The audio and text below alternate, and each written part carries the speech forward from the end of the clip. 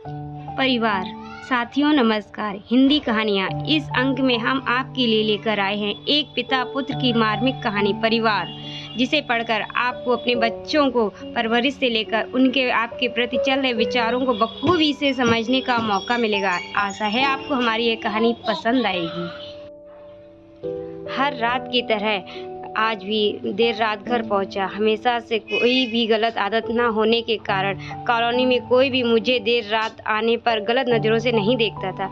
मैं हमेशा इस बात को लेकर गर्व करता कि लोग अपने बच्चों को मेरी उपलब्धियों का उदाहरण देकर अच्छा पढ़ने लिखने की सलाह देते हैं। खैर, यही सब सोचते हुए मैंने अपनी चाबी से घर का दरवाज़ा खोला।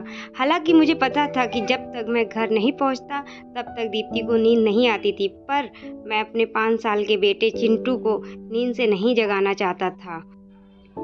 दरवाजे की हल्की सी आहट पाकर दीप्ति हमेशा की तरह कमरे से बाहर आई।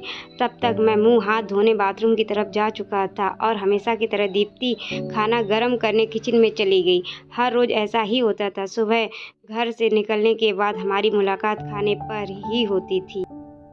दीप्ति को इस तरह की जीवन शैली से कोई प्रॉब्लम नहीं थी। एक हाई क्लास सोसाइटी में अपनी साख बनाने के लिए हर किसी को इस तरह की मेहनत करनी ही पड़ती थी। चिंटू सो गया। खाना खाते हुए मैंने दीप्ति से पूछा, हाँ, काफ़ी देर से आपका इंतज़ार कर रहा था, लेकिन फिर इंतज़ार करते करते ही सो गया। दीप्ति ने शिकायत भरे लहजे से कहा, लेकिन हर बार की तरह मैंने मुस्कुराकर बात को टाल दिया। अगली सुबह रात को देर से सोने के कारण हर रोज़ मैं सुबह देर से ही उठता था, लेकिन जब तक उठता था तब तक चिंटू स्कूल चला जाता था। चिंटू की हमेशा शिकायत रहती थी कि मैं उसे कभी बाहर घुमाने नहीं ले जाता, और शायद इसी बात को लेकर वो मुझसे नाराज़ भी था। हमेशा की तरह मैंने उठकर दीप्ति को आवाज़ लगाई और बाथरूम में घुस गया। थोड़ी देर में ही दीप्ति नहाने के लिए गर्म पानी ले आई। तुम नहीं होती तो मेरा क्या होता, हमेशा की तरह मैंने पानी की बाल्टी लेते हुए अपना घिसा पिटा डायलॉग मारा, और हमेशा की तरह ही दीप्ति मुस्कुराते हुए खाने की तैयारी करने किचन में चली गई। खैर, ऑफिस के लिए तैयार होकर जब मैं डाइनिंग टेबल पर आया तो चिंटू मुंह फुलाए बैठा था। क्या बात है जनाब, आज स्कूल नहीं गए? मैंने प्यार से चिंटू के बालों पर हाथ घुमाते हुए बोला। आज संडे है, चिंटू ने गुस्से भरी आवाज़ से कहा। काम की भाग दौड़ में मैं यह भी भूल गया था कि आज संडे है, और आज दिन में मैंने चिंटू के साथ मूवी जाने का प्रॉमिस किया था, लेकिन आज तो मुझे क्लाइंट मीटिंग के लिए ऑफिस जाना था। मुझे ऑफिस जाता देख चिंटू को अपना मूवी प्लान खतरे में पड़ता दिखाई दे रहा था, और शायद इसीलिए वो मुझसे गुस्से से बात कर रहा था। पापा, आप 1 घंटे के कितने पैसे कमा लेते हो? अचानक चिंटू ने पूछा।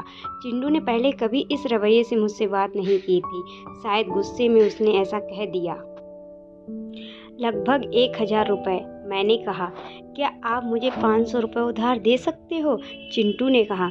लेकिन तुम्हें पैसे क्यों चाहिए? मैंने थोड़ा गंभीर होते हुए पूछा। मुझे चाहिए, चिंटू ने बनावटी मुंह बनाते हुए कहा। खैर, मैंने चिंटू को 500 रुपये दे दिए। चिंटू उठा और अंदर से अपनी गुल्लक ले आया।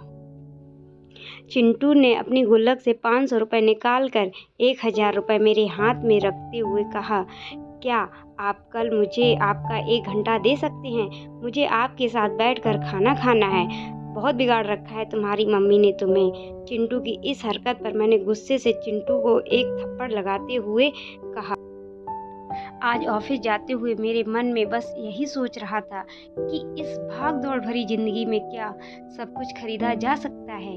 हालांकि मैं भी तो चिंटू को यही सिखा रहा था। कहानी का तर्क यह है कि परिवार के लिए पैसा कमाने की चाह में हम परिवार को समय देना ही भूल जाते हैं। जिंदगी में सबके बीच में तालमेल बिठाकर चलना ही समझदारी है। दोस्तों, आपको ये हमारी कहानी कैसी लगी कमेंट बॉक्स में ज़रूर बताएं, और इसी तरह की कहानियाँ सुनने के लिए हमारे चैनल को सब्सक्राइब करें। और अगर आपको हमारी ये कहानी अच्छी लगी हो तो इसे अपने दोस्तों के साथ शेयर करना बिल्कुल ना भूलें। धन्यवाद।